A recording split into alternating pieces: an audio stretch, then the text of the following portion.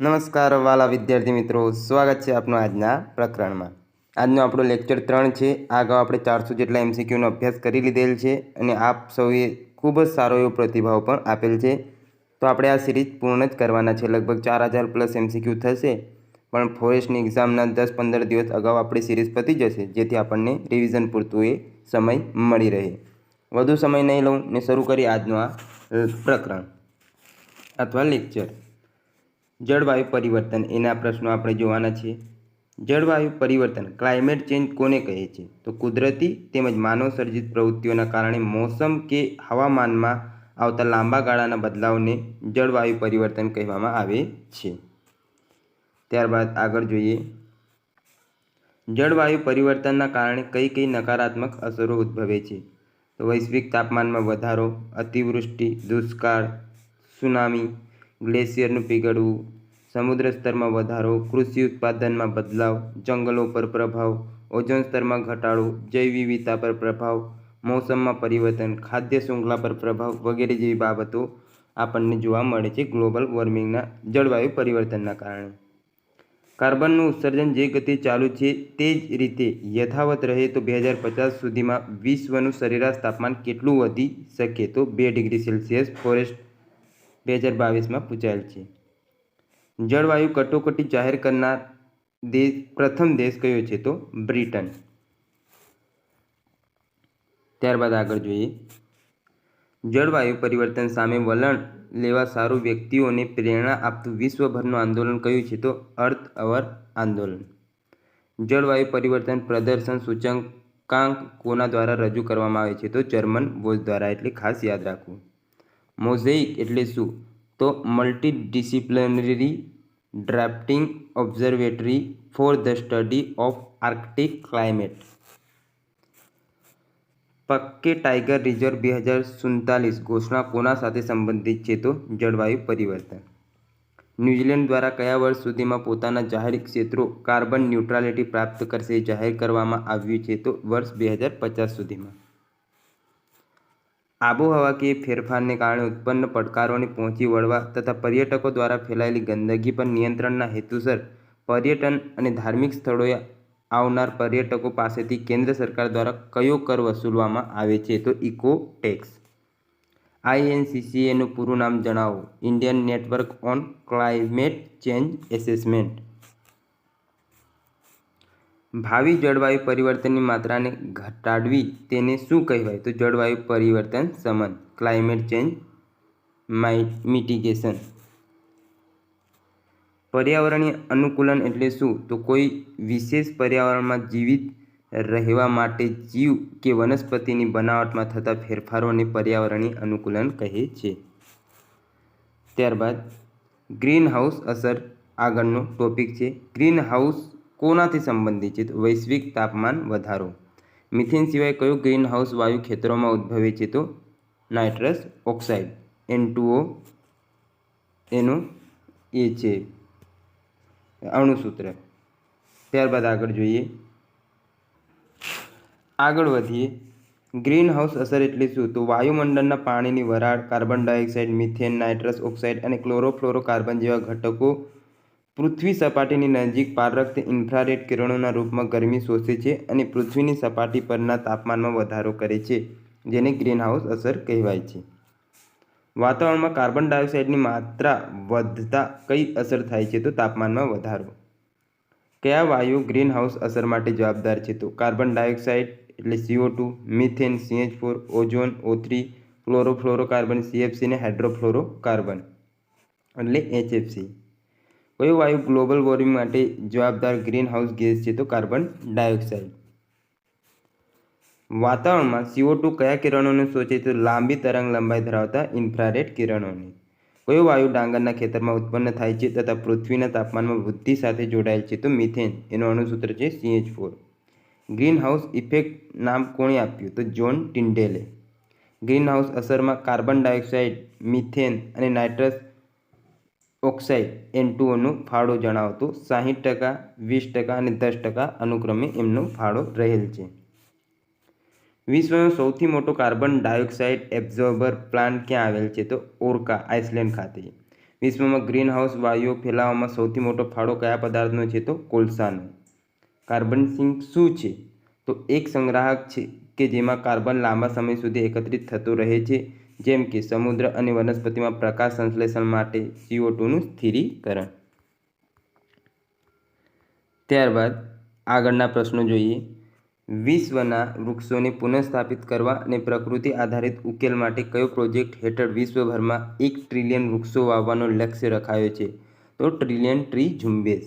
એક carbon credit એટલે શું? તો 1000 kilogram carbon dioxide. German watch સંસ્થા દ્વારા પ્રકાશિત ક્લાઇમેટ ચેન્જ પરફોર્મન્સ ઇન્ડેક્સ 2023માં ભારત કયા સ્થાને છે? તો 8મા. ભારત 2030 સુધીમાં તેની અર્થવ્યવસ્થામાં કાર્બન પ્રમાણ ઘટાડીને કેટલું ઓછું કરશે? તો 45%. ત્યારબાદ આગળ જોઈએ. ક્યોટો સમજૂતી હેઠળ કયા 6 ગ્રીનહાઉસ ગેસોનું ઉત્સર્જન પર ઘટાડો કરવાની સમજૂતી છે? તો એક કાર્બન ડાયોક્સાઇડ, બીજો મિથેન, નાઇટ્રસ ઓક્સાઇડ, આ 3 તો ખાસ. ત્યારબાદ સલ્ફર હેક્ઝાફ્લોરાઇડ, હાઇડ્રોફ્લોરોકાર્બન HFC ને પરફ્લોરોકાર્બન PFC. એટલે અહીંયા ક્લોરોફ્લોરોકાર્બન નહીં, એટલે યાદ રાખવું. કાર્બન ક્રેડિટની કલ્પનાનો ઉદ્ભવ શેમાંથી કરવામાં આવ્યો? તો ક્યોટો પ્રોટોકોલથી. પેરિસ સમજૂતી શું છે? તો COP21ની બેઠકમાં થયેલી સમજૂતી મુજબ વૈશ્વિક તાપમાન વૃદ્ધિને ઔદ્યોગિક સ્તરથી 2 ડિગ્રી સેલ્સિયસ કરતાં નીચું રાખવું, 2050 સુધીમાં CO2ના ઉત્સર્જનમાં 50% ઘટાડો કરવો તથા 2070 સુધી CO2ના ઉત્સર્જનમાં 100% ઘટાડો કરવાનું લક્ષ્ય રાખવામાં આવ્યો છે. ત્યારબાદ વર્ષ 2016માં ભારતે સહી કરેલ પેરિસ કરાર શેના આધારિત છે? તો ગ્રીનહાઉસ ગેસ પર નિયંત્રણ માટે છે. આ પ્રશ્ન મહત્વનો છે, એકવાર પૂછાઈ ગયેલ છે. ગ્લોબલ વોર્મિંગને વશમાં લેવા આંતરરાષ્ટ્રીય સ્તરે નક્કી કરેલ ધારાધોરણો ક્યોટો પ્રોટોકોલ કયા વર્ષથી અમલમાં આવ્યા? તો વર્ષ 2005થી. યાદ રાખો. બ્લૂમબોક્સ શું છે? KR શ્રીધર દ્વારા વિકસિત બળતણ કોષ છે જેના દ્વારા ઓછા પ્રમાણમાં ગ્રીનહાઉસનું વાયુનું ઉત્સર્જન થાય છે. આગળનો ટોપિક છે ઓઝોન ક્ષરણ. ઓઝોન સ્તરનું ક્ષરણ એટલે શું? તો સમતાપ આવરણમાં આવેલા ઓઝોન વાયુના સ્તરમાં ભંગાણ થવું અથવા તો તે સ્તરની જાડાઈમાં થતા ઘટાડાને ઓઝોન સ્તરનું ક્ષરણ કહે છે. કયા વાયુને પૃથ્વીનો અંગરક્ષક કહેવામાં આવે છે? તો ઓઝોન. સૂર્યના પારજાંબલી અલ્ટ્રાવાયોલેટ કિરણોનું શોષણ કયા વાયુ દ્વારા થાય છે? તો ઓઝોન. એનું અણુસૂત્ર છે O3. ઓઝોનનું માપ દર્શાવતો એકમ કયો છે અને કયા સાધનથી માપવામાં આવે છે? તો ડોપ્સન યુનિટ. ડોપ્સન સ્પેક્ટ્રોમીટર એટલે કે ડોપ્સોમીટર દ્વારા માપવામાં આવે છે. ઓઝોન સ્તરમાં ભંગાણ માટે કોણ જવાબદાર છે? તો ક્લોરિન. ઓઝોન સ્તરમાં CFCમાં રહેલા ક્લોરિનના લીધે ભંગાણ થાય છે એવું કયા વૈજ્ઞાનિકોએ સાબિત કર્યું? તો મોરિયો મોલિનો અને F. શેરવુડ રોલેન્ડે. ઓઝોન સ્તર ક્યાં સઘન હોય છે? તો ધ્રુવો પર. ઓઝોન સ્તરમાં ગાબડાની માહિતી વૈજ્ઞાનિકોને ક્યારે અને કયા સ્થળ પરથી પ્રાપ્ત થઈ? વર્ષ 1998 એન્ટાર્કટિકાથી. ઓઝોન સ્તરમાં ગાબડું પડવાના કારણો જણાવો. તો પૃથ્વીની બદલાતી વાતાવરણની પરિસ્થિતિ, ગ્રીનહાઉસ ગેસોનું ઉત્સર્જન, ક્લાઇમેટ ચેન્જ અને ગ્લોબલ વોર્મિંગ વગેરે. ઓઝોન સ્તરમાં ગાબડા પડે છે તેવું સૌપ્રથમ કોણે શોધ્યું હતું? જોસેફ ફોરમેને. આગળ જોઈએ. વાતાવરણમાં ઉપર રહેલ ઓઝોન સ્તરમાં ખવાણ માટે કયો વાયુ જવાબદાર છે? તો chlorofluorocarbon, chlorine, bromine, methyl bromide, nitrogen oxide વગેરે. ત્યારબાદ આગળના પ્રશ્નો આપણે જોઈએ. એર કન્ડિશનર, AC તથા રેફ્રિજરેટરમાં કયો ગ્રીનહાઉસ વાયુ વપરાય છે? તો ક્લોરોફ્લોરોકાર્બન. ઓઝોન ક્ષરણ માટે કયો વાયુ વધુ જવાબદાર છે? તો ક્લોરોફ્લોરોકાર્બન CFC 51%. ઓઝોન સ્તરના ભંગાણ માટે નાઇટ્રોજન ઓક્સાઇડ NO2 પણ જવાબદાર છે એવું કોણે સાબિત કર્યું? તો ક્રુઝેને. સૂર્યના કયા કિરણોથી ચામડીનું કેન્સર થવાની શક્યતા રહે છે? તો પારજાંબલી કિરણો અલ્ટ્રાવાયોલેટના દ્વારા. ઓઝોન સ્તરના ક્ષરણને કારણે UV અલ્ટ્રાવાયોલેટ B કિરણોની માત્રા ઊંચી આવે છે જેને શું કહે છે? તો સ્નો બ્લાઇન્ડનેસ. ઓઝોન સ્તરના સંરક્ષણ માટે સૌપ્રથમ વૈશ્વિક સંમેલન ક્યાં અને ક્યારે યોજાયું હતું? તો 12 માર્ચ 1985ના રોજ વિયેના, ઓસ્ટ્રિયા ખાતે. આ મહત્વનો પ્રશ્ન છે, RFOમાં પૂછાઈ ગયેલ છે. સ્ટ્રેટોસ્ફિયરના ઓઝોન લેયરને બચાવવા માટે આંતરરાષ્ટ્રીય સ્તરે થયેલ સંમતિપત્રકને શું કહે છે? તો મોન્ટ્રીયલ પ્રોટોકોલ. ઓઝોન દિવસ 16 સપ્ટેમ્બર શું કામ નક્કી કરવામાં આવ્યું? તો 16 સપ્ટેમ્બર 1987ના રોજ કેનેડાના મોન્ટ્રીયલ સંધિ થઈ હોવાથી. ઓઝોન સ્તરના કુલ ઘટાડાના 80% ઘટાડો કરતો મુખ્ય અગત્યનું સંયોજક કયું છે? તો મેગ્નેશિયમ આયન. આ યાદ રાખવું બહુ ઇમ્પોર્ટન્ટ છે. કોવિડ-19ની મહામારી દરમિયાન ઓઝોનના સ્તરમાં પડેલું ગાબડું આપમેળે વ્યવસ્થિત થયાની પુષ્ટિ કોના દ્વારા કરવામાં આવી? તો WMO વર્લ્ડ મેટ્રોલોજિકલ ઓર્ગેનાઇઝેશન દ્વારા. આગળનો ટોપિક છે એસિડ વર્ષા. વરસાદના પાણીનું pH મૂલ્ય કેટલું હોય ત્યારે એસિડ વરસાદ કહેવાય છે? તો 5.6 થી ઓછું. ત્યારબાદ એસિડ વરસાદ એટલે તેજાબી વરસાદ માટે કારણભૂત વાયુનું નામ આપો? તો સલ્ફર ડાયોક્સાઇડ. એસિડ રેન તરીકે ઓળખાતી ઘટના હવામાં રહેલા કયા પ્રદૂષકને લઈને સામાન્ય બનતી હોય છે? તો સલ્ફર ડાયોક્સાઇડ, નાઇટ્રોજન ઓક્સાઇડને લઈને. ત્યારબાદ એસિડ વર્ષાનો ઉદ્ભવ કઈ રીતે થાય છે? તો વાતાવરણમાં રહેલા સલ્ફર ડાયોક્સાઇડનું સલ્ફર ટ્રાયોક્સાઇડમાં રૂપાંતર થાય છે, જે પાણી સાથે મળી સલ્ફ્યુરિક એસિડ બનાવે છે. પરિણામે એસિડ વર્ષા થાય છે. એસિડ વર્ષામાં કયો એસિડ સૌથી વધારે હોય છે? તો સલ્ફ્યુરિક એસિડ. એનું અણુસૂત્ર યાદ રાખવું, H2SO4. એસિડિક જળ દ્વારા થતા ભવનોના ક્ષરણને શું કહે છે? તો સ્ટોન કેન્સર. આંતરરાષ્ટ્રીય એસિડ વર્ષા કેન્દ્ર ક્યાં આવેલ છે? તો ઓસ્લો, નોર્વે ખાતે. તો આપણો પ્રકરણ 1 અહીંયા પૂર્ણ થાય છે. હવે આપણે વધીશું વન્યજીવ સૃષ્ટિ પ્રકરણ 2 તરફ, જેના આપણે 100 પ્રશ્નો જોવાના છે. અને ત્યારબાદ આવતીકાલે 200 થી 300 એટલે રોજના 200 MCQ જે આપણે ટાર્ગેટ બનાવ્યું છે એ પ્રમાણે. જૈવ વિવિધતા એટલે શું? જૈવ વિવિધતા એટલે તમામ નિવસન તંત્રોમાં વસી રહેલ સજીવોની વચ્ચે તથા તેમની આસપાસના નિવસન તંત્રની સમૂહમાં જોવા મળતી વિવિધતા. વિશાળ જગ વિસ્તારે નથી એક જ માનવી, પશુ છે, પંખી છે, પુષ્પો વનોની છે, વનસ્પતિ. આ પંક્તિ કોની છે? તો ઉમાશંકર જોશી. જૈવિક વિવિધતા સ્થાને જૈવ વિવિધતા શબ્દ સૌપ્રથમ કોણે પ્રયોજ્યો? તો વોલ્ટર રોજને 1985માં. જૈવ વિવિધતા શબ્દને કયા સંમેલનમાં પ્રથમવાર વ્યાખ્યાયિત કરવામાં આવ્યો હતો? તો બ્રાઝિલના રિયો ડી જાનેરોમાં યોજાયેલ પૃથ્વી સંમેલન 1992માં. જૈવ વિવિધતા દિવસ ક્યારે ઉજવવામાં આવે છે? ખાસ યાદ રાખવું, 12 મેના રોજ. સંયુક્ત રાષ્ટ્ર દ્વારા કયા વર્ષને જૈવ વિવિધતા આંતરરાષ્ટ્રીય વર્ષ તરીકે ઉજવવામાં આવ્યું? વર્ષ 2010. સંયુક્ત રાષ્ટ્ર દ્વારા કયા દશકને જૈવ વિવિધતા દશક તરીકે જાહેર કરવામાં આવ્યું? નજીકનું જ છે, 2011 થી 2020નું. જૈવ વિવિધતા હોટસ્પોટ એટલે શું? તો વિશ્વના જે ક્ષેત્રોમાં પ્રજાતિઓની સંખ્યા ખૂબ જ વધારે હોય છે તેમજ નિવસનતંત્રીય ઘટકો પ્રચુર માત્રામાં ઉપસ્થિત હોય તેને હોટસ્પોટ કહે છે. હોટસ્પોટ શબ્દનો સૌપ્રથમ પ્રયોગ કોણે કર્યો હતો? તો નોર્મન માયર્સે. વિશ્વમાં કેટલા જૈવ વિવિધતા હોટસ્પોટ આવેલા છે? તો 36. ત્યારબાદ ભારતમાં કુલ કેટલા અને કયા કયા હોટસ્પોટ ક્ષેત્રો છે? તો 4. હિમાલયન ક્ષેત્ર, ઇન્ડો બર્મા, પશ્ચિમ ઘાટ અને સુંડાલેન્ડ ક્ષેત્ર. જૈવ વિવિધતાના કેટલા પ્રકાર છે? કયા કયા? 3. આનુવંશિક વિવિધતા, પ્રજાતીય વિવિધતા અને સામુદાયિક વિવિધતા. પ્રજાતીય વિવિધતા કોને કહેવામાં આવે? તો કોઈ એક બાયોમમાં પ્રાપ્ત થતા સજીવોમાં જોવા મળતી વિવિધતાને પ્રજાતીય વિવિધતા કહેવામાં આવે છે. પ્રજાતિઓની જૈવ વિવિધતાને સામાન્ય રીતે કઈ શ્રેણીમાં વર્ગીકૃત કરવામાં આવે છે? તો ફ્લેગશિપ પ્રજાતિ, કિસ્ટોન પ્રજાતિ, સાંકેતિક પ્રજાતિ, સ્થાનિક પ્રજાતિ, ફાઉન્ડેશન પ્રજાતિ, અમ્બ્રેલા પ્રજાતિ અને આક્રમણકારી વિદેશ પ્રજાતિ તેમજ લુપ્ત પ્રજાતિ. જે પ્રજાતિઓ મોટી સંખ્યામાં અન્ય પ્રજાતિઓની સમુદાયમાં રહેવાની ક્ષમતા નક્કી કરતી હોય તેને શું કહે છે? તો પાયાની ક્રિસ્ટોન પ્રજાતિઓ.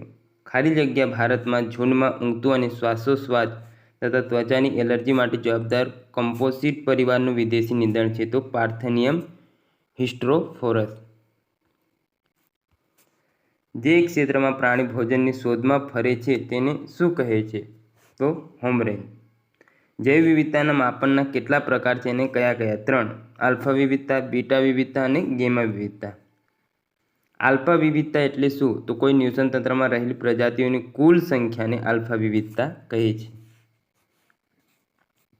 બીટા વિવિધતા એટલે શું? કોઈ 2 કે તેથી વધુ નિવસન તંત્રમાં રહેલી પ્રજાતિઓની વિવિધતાની સરખામણી કરવામાં આવે તેને બીટા વિવિધતા કહે છે. ગામા વિવિધતા એટલે શું? વિશાળ ભૌગોલિક વિસ્તારના જુદા જુદા નિવાસસ્થાનોમાં પથરાયેલી વિવિધ જાતિ અને સમૃદ્ધિને ગામા વિવિધતા કહે છે. જૈવ વિવિધતા સૌથી વધુ ક્યાં જોવા મળે છે? તો વિષુવવૃત્ત અને તેની આસપાસના વિસ્તારોમાં. જ્યારે કોઈ વ્યક્તિ મેરિડિયન સાથે વિષુવવૃત્તિ ધ્રુવ તરફ જાય છે ત્યારે ખાલી જગ્યા, તો વનસ્પતિઓ અને પ્રાણીઓની વૈવિધ્ય ઘટે છે. ભારતનું કયું સ્થળ મહત્તમ જૈવ વિવિધતા અને સ્થાનિક પ્રાણીઓ ધરાવે છે? પશ્ચિમ ઘાટ અને પૂર્વીય હિમાલય. યાદ રાખવું, પશ્ચિમ ને પૂર્વ ઘાટ નહીં, પશ્ચિમ ઘાટ અને પૂર્વીય હિમાલય. કયા પ્રકારના જંગલોમાં સૌથી વધુ પ્રજાતિઓની વિવિધતા જોવા મળે છે? તો ઉષ્ણકટિબંધીય જંગલો. વિશ્વમાં કયા દેશમાં જૈવ વિવિધતાનું પ્રમાણ સૌથી વધારે છે? તો બ્રાઝિલ. એમેઝોનના જંગલો મોસ્ટ ઓફ અહીંયા ફેલાયેલા છે એના માટે. ભારતમાં કુલ ભૌગોલિક વિસ્તારનું કેટલા જૈવ ભૌગોલિક ક્ષેત્રમાં વિભાજન કરવામાં આવ્યું છે? તો 10. એ કયા ક્ષેત્રો છે તે જોઈ લઈએ. ટ્રાન્સ હિમાલય, હિમાલય, રણ પ્રદેશ, પશ્ચિમ ઘાટ, દક્ષિણ ઉચ્ચ પ્રદેશ, અર્ધશુષ્ક ક્ષેત્ર, દ્વીપ સમૂહ, તટીય ક્ષેત્ર, ઉત્તર પૂર્વી ક્ષેત્ર અને ગંગાનું મેદાની ક્ષેત્ર. વૈજ્ઞાનિકોના અંદાજ મુજબ પૃથ્વી પર રહેતી વિભિન્ન જાતિઓની લગભગ સંખ્યા કેટલી છે? તો 1 કરોડથી 10 કરોડની વચ્ચે. ભારતમાં વિશ્વના લગભગ કેટલા સસ્તન વંશીય સજીવો જોવા મળે છે? તો 7.6%. આગળ જોઈએ, ભારતમાં વિશ્વના લગભગ કેટલા પક્ષી જોવા મળે છે? તો 12.6%. ભારતમાં વિશ્વના લગભગ કેટલા સરીસૃપ જીવો જોવા મળે છે? તો 6.2%. ભારતમાં વિશ્વના લગભગ કેટલા મત્સ્ય જીવો જોવા મળે છે? તો 11.7%. ભારત સસ્તન પ્રજાતિઓની બાબતમાં કયા ક્રમે છે? તો 8મા ક્રમે 350 પ્રજાતિઓ જોવા મળે છે. ભારત પક્ષીઓની પ્રજાતિઓની બાબતમાં કયા ક્રમે છે? તો 8મા ક્રમે 1200 જેટલી પ્રજાતિઓ જોવા મળે છે. ભારત સરીસૃપની પ્રજાતિઓની બાબતમાં કયા ક્રમે છે? તો 5મા 453 જેટલી પ્રજાતિઓ જોવા મળે છે. ભારત વનસ્પતિની પ્રજાતિઓની બાબતમાં કયા ક્રમે? તો 15મા 45,000 પ્રજાતિઓ જોવા મળે છે. સજીવોમાંથી ઉત્પન્ન થતા જૈવિક ઉત્પાદનો માટે પેટન્ટ કરવામાં આવે છે તેને શું કહેવાય? તો બાયોપેટન્ટ. જૈવ વિવિધતાના નાશ માટે મુખ્ય કયા કારણો જવાબદાર છે જે ધ ઇવિલ ક્વાર્ટેટ તરીકે ઓળખાય છે? તો આવાસનાશ, અતિશોષણ, વિદેશી પ્રજાતિઓનો પ્રવેશ અને સહલુપ્તતા. એવિલ ક્વાર્ટેટ શબ્દ સમ આરોગ્ય ક્યારે જોવા મળે છે? આ શબ્દ શેને લગતો છે? તો પ્રજાતિઓનું નિકંદન એની સાથે આ શબ્દ જોડાયેલ છે. સમુદ્રી જૈવ વિવિધતા માટે શું હાનિકારક છે? તો વધતું તાપમાન. જૈવ વિવિધતા સંરક્ષણ એટલે શું? તો જીવાવરણમાં રહેલ કુદરતી સંસાધનો, નિવસનતંત્ર વગેરેનું યોગ્ય વ્યવસ્થાપન કરવું જેથી વર્તમાન પેઢી તેનો મહત્તમ લાભ લઈ શકે અને તેને ભવિષ્યની પેઢી માટે સંરક્ષિત રાખી શકાય. જૈવ વિવિધતાનું સંરક્ષણ મુખ્યત્વે કેટલા પ્રકારે કરવામાં આવે છે? કયા કયા? તો 2. સ્વસ્થાન સંરક્ષણ અને બાહ્ય સ્થાન સંરક્ષણ, જે ટોપિક છે ઇનસિટો અને એક્સિટો કન્ઝર્વેશન. આપણા સિલેબસમાં આ ટોપિક ઉમેરાયેલ છે, તો ખાસ જોઈ લેવું. કઈ પદ્ધતિમાં જે તે સ્થળે જ અનુકૂળ વાતાવરણ પૂરું પાડીને જૈવ વિવિધતાનું તેના કુદરતી સ્થાને સંરક્ષણ કરી સમગ્ર નિવસનતંત્રને સુરક્ષા પાડવામાં આવે છે? તો સ્વસ્થાન સંરક્ષણ. સ્વસ્થાન સંરક્ષણમાં કયા સંરક્ષિત ક્ષેત્રોનો સમાવેશ થાય છે? તો વન્યજીવ અભયારણ્ય, રાષ્ટ્રીય ઉદ્યાન, જૈવ આરક્ષિત ક્ષેત્રો, કમ્યુનિટી અને કન્ઝર્વેશન રિઝર્વ, પવિત્ર ઉપવનો. એટલે જે જ્યાં છે ત્યાં જ એનું સંરક્ષણ કરવામાં આવે તેને સ્વસ્થાન સંરક્ષણ કહેવાય. અને આપણે ત્યારબાદ પ્રાણી સંગ્રહાલયમાં લઈએ તો એને એક્ઝિટો એટલે બાહ્ય સ્થાન સંરક્ષણ કહેવાય. તે ધ્યાન રાખવું. કઈ પદ્ધતિમાં કોઈ વન્ય પ્રજાતિ લુપ્ત થવાની સંભાવના ધરાવતી હોય તો તેવી પ્રાણી કે વનસ્પતિની પ્રજાતિને તેના કુદરતી આવાસમાંથી ખસેડીને કોઈ અન્ય બાહ્ય સ્થાન પર સંરક્ષણ આપવામાં આવે છે તેને શું કહેવાય? તો બાહ્ય સ્થાન સંરક્ષણ અથવા એક્સિટુ કન્ઝર્વેશન. બાહ્ય સ્થાન સંરક્ષણ એક્સિટુ કન્ઝર્વેશનમાં કયા સંરક્ષિત ક્ષેત્રોનો સમાવેશ થાય છે? તો પ્રાણી સંગ્રહાલય, માછલીઘર, ડીએનએ બેંક વગેરે. પૃથ્વી પરથી મોટાભાગના સજીવોનો નાશ થવાની ઘટનાને શું કહે છે? તો સામૂહિક લુપ્તતા, માસ એક્સટિંક્શન. પૃથ્વીના ભૂવૈજ્ઞાનિક ઇતિહાસમાં સામૂહિક લુપ્તતા કેટલી વખત થઈ હોવાનું માનવામાં આવે છે? તો 5 વખત. હવે આગળનો ટોપિક છે દ્વિનામી નામકરણ. આધુનિક વર્ગીકરણના પિતા તરીકે કોને ઓળખવામાં આવે છે? Carolus Linnaeus. કેરોલસ લિનિયસે પોતાના કયા પુસ્તકમાં સજીવોનું વર્ગીકરણ 2 જૂથમાં કર્યું હતું? તો સિસ્ટનેમા નેચરમાં. વર્ગીકરણ પદ્ધતિના અભ્યાસને શું કહે છે? તો વર્ગીકરણ વિદ્યા. કેરોલસ લિનિયસે સજીવોનું વર્ગીકરણ કયા 2 સૃષ્ટિમાં કર્યું હતું? તો પ્રાણી સૃષ્ટિ અને વનસ્પતિ સૃષ્ટિ. ત્યારબાદ એક કોષીય સજીવો માટે ત્રીજી સૃષ્ટિ પ્રોટિસ્ટા કોના દ્વારા સૂચવવામાં આવી હતી? તો અર્નેસ્ટ હેકલ 1894માં. સજીવોની 5 સૃષ્ટિમાં વહેંચનાર વૈજ્ઞાનિક વર્ગીકરણના પિતા કોણ હતા? તો વિટીકર.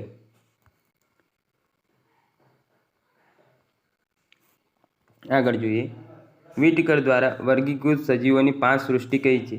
મોનેરા, પ્રોટિસ્ટા, ફૂગ, વનસ્પતિ અને પ્રાણી. ચોક્કસ સજીવ વિશે સચોટ વર્ણન કરવા નિયમોને અનુસરીને નામ આપવાની પદ્ધતિને શું કહે? તો નામકરણ. સજીવો માટે દ્વિનામી નામકરણ પદ્ધતિ કોના દ્વારા વિકસાવવામાં આવી હતી? તો કેરોલસ લિનિયસ દ્વારા. દ્વિનામીકરણ પદ્ધતિ વૈજ્ઞાનિક નામમાં પ્રથમ શબ્દ અને દ્વિતીય શબ્દ શું દર્શાવે? તો પ્રથમ પ્રજાતિ આવે અને બીજું જાતિનું નામ. આંબાનું વૈજ્ઞાનિક નામ જણાવો? તો મેન્જીફેરા ઇન્ડિકા. મેન્જીફેરા ઇન્ડિકા લીનમાં લીન શું છે? તો સંશોધકનું નામ. પ્રથમ પ્રજાતિ, ત્યારબાદ જાતિ ને અંતમાં જે સંશોધક હોય તેનું નામ. એટલે આવી રીતે ક્રમમાં હોય છે, યાદ રાખો. વૈજ્ઞાનિક નામો સામાન્ય રીતે કઈ ભાષામાં હોય છે? તો લેટિન. વૈજ્ઞાનિક નામ લખતા સમયે ધ્યાનમાં લેવાના માપદંડો. તો જોઈ લઈએ આપણે વ્યવસ્થિત રીતે માપદંડો શું શું છે. વૈજ્ઞાનિક નામનો પ્રથમ શબ્દ પ્રજાતિનો પ્રથમ મૂળાક્ષર કેપિટલ લેટરમાં લખવામાં આવે છે, જ્યારે બીજો શબ્દ જાતિનો પ્રથમ મૂળાક્ષર હંમેશા સ્મોલ લેટરમાં લખાય છે. બીજું, વૈજ્ઞાનિક નામ લેટિન ભાષાનો શબ્દ છે તે દર્શાવવા ઇટાલિક ફોન્ટમાં છાપવામાં આવે છે. અને ત્રીજું, હસ્તલિખિત લખતા હોઈએ ત્યારે શબ્દ નીચે આડી લીટી કરવામાં આવે છે. આ ત્રણેય ઓપ્શન મૂકે અને આપેલ પૈકી કયું સાચું ખોટું એવું પૂછી શકે. વિશ્વમાં વનસ્પતિઓના વૈજ્ઞાનિક નામ સંબંધી સિદ્ધાંતો અને માપદંડો કઈ સંસ્થા દ્વારા આપવામાં આવે? તો ICBN દ્વારા. ICBNનું પૂરું નામ જણાવો? તો international code of botanical nomenclature. કઈ? વિશ્વમાં પ્રાણીઓના વૈજ્ઞાનિક નામ સંબંધી સિદ્ધાંતો અને માપદંડો કઈ સંસ્થા દ્વારા આપવામાં આવે? તો ICZN. ICZNનું પૂરું નામ જણાવો? તો international code of zoological nomenclature. વનસ્પતિઓની અને પ્રાણીઓની વર્ગીકરણની કક્ષાઓનું ગોઠવણીનો ચડતો ક્રમ જણાવો? તો સૌપ્રથમ જાતિ, ત્યારબાદ પ્રજાતિ, ત્યારબાદ કુળ, ગોત્ર, વર્ગ, સમુદાય અને સૃષ્ટિ. આવી રીતે ક્રમમાં યાદ રાખવું. વર્ગીકરણના અભ્યાસ માટેના મૂળભૂત પ્રક્રિયાઓ જણાવો? તો લક્ષણીકરણ, ઓળખી વિધિ, વર્ગીકરણ અને નામકરણ. સજીવો અને તેમનું વર્ગીકરણ. સૌપ્રથમ જાતિ, પ્રજાતિ, કુળ, ગોત્ર, વર્ગ, સમુદાય અને સૃષ્ટિ. તો મનુષ્યનો હોમોસેપિયન્સ વૈજ્ઞાનિક નામ છે, સેપિયન્સ જાતિ છે, હોમો પ્રજાતિ છે, હોમોનિડી કુળ છે, પ્રાઇમેટા ગોત્ર, વર્ગ સસ્તન છે, સમુદાય મેરુદંડી અને પ્રાણી સૃષ્ટિમાં સમાવેશ થાય. એવી રીતે આંબો તો વૈજ્ઞાનિક નામ મેન્જીફેરા ઇન્ડિકા, જાતિ ઇન્ડિકા, પ્રજાતિ મેન્જીફેરા, એન્કાર્ડિયેસી કુળ, સેપિન્ડેલ્સ ગોત્ર, દ્વિદળી વનસ્પતિ એટલે વર્ગ, આવૃત્ત બીજધારી સમુદાય અને વનસ્પતિ સૃષ્ટિમાં એનો સમાવેશ થાય છે. આધુનિક જીવ વિજ્ઞાનમાં સજીવોને કયા 5 સમૂહમાં વર્ગીકરણ કરવામાં આવે છે? તો વનસ્પતિ સૃષ્ટિ, પ્રાણી સૃષ્ટિ, પ્રોટિસ્ટા, મોનેરા અને ફૂગ. પ્રાણી સૃષ્ટિને મુખ્યત્વે કેટલા ભાગમાં વહેંચવામાં આવે છે? તો 2, મેરુદંડી પૃષ્ઠવંશી અને અમેરુદંડી અપૃષ્ઠવંશી. મેરુદંડી પ્રકારના પ્રાણીઓ કોને કહે છે? તો કોઈ પ્રાણી જીવનના કોઈ પણ એક તબક્કા દરમિયાન મેરુદંડ એટલે કરોડરજ્જુ ધરાવે તેને મેરુદંડી કહેવાય. કરોડરજ્જુ ધરાવતો હોય તેને મેરુદંડી ને ના હોય તો અમેરુદંડી. મેરુદંડી પ્રકારના પ્રાણીઓ કોનો સમાવેશ થાય? તો જોઈ લે. સરીસૃપ, ઉભયજીવી એટલે બંને જગ્યાએ રહી શકે તે. સરીસૃપ એટલે પેટી સરકીને ચાલતા, જેમ કે સાપ છે, મગર છે. ત્યારબાદ બીજું આપણે લઈ લઈએ, શું છે હાલ તો ખ્યાલ આવતો નહીં, ગરોળી છે, હા તે. ત્યારબાદ મત્સ્ય, વિહંગ એટલે પક્ષી, મત્સ્ય એટલે માછલીઓ, ચુસમુકા ને સસ્તન પ્રાણીઓ એટલે જે બચ્ચાને જન્મ આપે તે. અમેરુદંડી પ્રકારના પ્રાણીઓ કોને કહે છે? જે પ્રાણીઓનું મેરુદંડ એટલે કરોડરજ્જુ ન હોય તે. અમેરુદંડી પ્રકારના પ્રાણીઓમાં કોનો સમાવેશ થાય? તો સછિદ્ર, કોષ્ટાંદ્રી. આ પ્રાણીઓ મુખ્યત્વે આપણે જોઈએ તો અનિયમિત આકારો, એમ આપણે થોડાક આમ વ્યવસ્થિત આકારના હોતા નહીં. તો એ છે પૃથુકૃમિ, સૂત્રકૃમિ, નુપુરક એટલે અળસિયું, સંધિપાદ, મૃદુકાય અને શૂળત્વચી.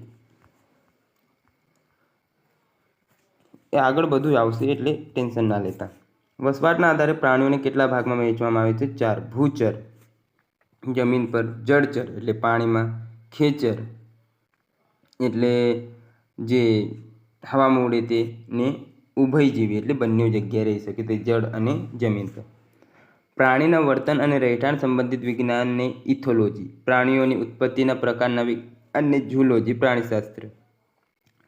પ્રાણીશાસ્ત્રની પ્રયોગશાળા મૃત પ્રાણીઓને નમૂનાઓની સાચવણી માટે શેનો ઉપયોગ થાય? મોસ્ટ ઇમ્પોર્ટન્ટ તો ફોર્માલ્ડીહાઇડનો. અમેરુદંડી એમાં આવે છે હવે સચ્છિદ્ર. અમેરુદંડી પ્રકારના કયા પ્રાણીઓના સંપૂર્ણ શરીર પર અનેક છિદ્રો જોવા મળે છે? તો સચ્છિદ્ર. છિદ્ર પરથી યાદ રાખી લેવું. સચ્છિદ્ર પ્રાણીઓના શરીરમાં પાણી, ઓક્સિજન અને ખોરાકનું વહન શેના દ્વારા થાય છે? તો નલિકા તંત્ર સાથે જોડાયેલા છિદ્રો દ્વારા. સચ્છિદ્ર પ્રાણીઓ મોટે ભાગે ક્યાં જોવા મળે છે? તો દરિયાઈ વિસ્તારમાં. સચ્છિદ્ર એટલે કે છિદ્રકાય સમુદાયના અમેરુદંડી પ્રાણીઓના ઉદાહરણ જણાવો. તો સાયકોન, યુકેપ્લેટિયા, સ્પોન્જીલા વાદળી. મીઠા પાણીમાં જોવા મળતી વાદળીનું નામ જણાવો. તો સ્પોન્જીલા. કઈ વાદળી ઝીંગાઓ સાથે સહજીવન ધરાવે છે? તો યુપ્લેક્ટેલિયા. સચ્છિદ્ર સમુદાયના પ્રાણીઓના અભ્યાસને શું કહે? તો પેરાઝૂલોજી. કોષ્ટાંતરી પ્રકારના અમેરુદંડી પ્રાણીઓ કયા પ્રકારના આવાસમાં નિવાસ કરે છે? તો જલીય નિવાસ. ટોપિક આપણું ચેન્જ થઈ ગયું. કોષ્ટાંતરી પ્રકારના પ્રાણીઓની શરીર રચના કેવી હોય છે? તો પેશીય સ્તરની. દ્વિગર્ભ સ્તરીય મુખની આસપાસ સૂત્રાંગ ધરાવતા સજીવો કયા છે? તો હાઇડ્રા અને જેલીફિશ કોષ્ટાંતરી સમુદાયના છે. કોષ્ટાંતરી પ્રકારના અમેરુદંડી પ્રાણીઓના ઉદાહરણ જણાવો. તો સમુદ્ર ફૂલ, જેલીફિશ, પ્રવાળ, હાઇડ્રા, જળવ્યાય વગેરે. ત્યારબાદ છે પૃથુકૃમિ. કયા પ્રકારના પ્રાણીઓની શરીર રચના વધારે જટિલ અને ચપટી હોય છે? તો પૃથુકૃમિ અથવા ચપટાકૃમિ. કયા પ્રકારના પ્રાણીઓ મળદ્વાર હોતા નથી? તો પૃથુકૃમિમાં. પૃથુકૃમિ ત્રિગર્ભ સ્તરવાળા પ્રાણી ક્યાં ક્યાં છે? તો પ્લેનેરિયા, પટ્ટીકૃમિ, યકૃતકૃમિ. જમીનમાં રહેલ કૃમિઓના નામ જણાવો. તો પટ્ટીકૃમિ, ગોળકૃમિ, અંકુશકૃમિ અને ટ્રિચુરા. કૃમિઓના અભ્યાસને શું કહે છે? તો હેલ્મિન્થોલોજી. સૂત્રકૃમિ બીજા કયા નામે ઓળખાય છે? તો ગોળકૃમિ. સૂત્રકૃમિ આપણે પહોંચી ગયા છે. લાંબી શરીર ગુહા ધરાવતા સજીવો કયા સમુદાયના છે? તો સૂત્રકૃમિ સમુદાય એટલે કરમિયા. અને આજનો અંતિમ MCQ એટલે કે પ્રશ્ન છે, સૂત્રકૃમિના ઉદાહરણ જણાવો. તો ગોળકૃમિ, હાથી પગનું કૃમિ, વુકેરિયા, કરમિયા, એક્સેરિસ. તો મિત્રો આપણા 200 જેટલા લગભગ થઈ જ ગયા હશે મારા અંદાજ પ્રમાણે. પ્રશ્નો અહીંયા પૂરા થાય છે. 200 ના થયા હોય તો આપણે શું એટલે આટલા MCQ અત્યારે લેવાના છે. તો આશા છે આજનો આ લેક્ચર આપને ગમ્યું હશે અને આ સિરીઝ આપને ગમી હશે. મળીએ નવા લેક્ચરમાં. ત્યાં સુધી જોડાયેલા રહો.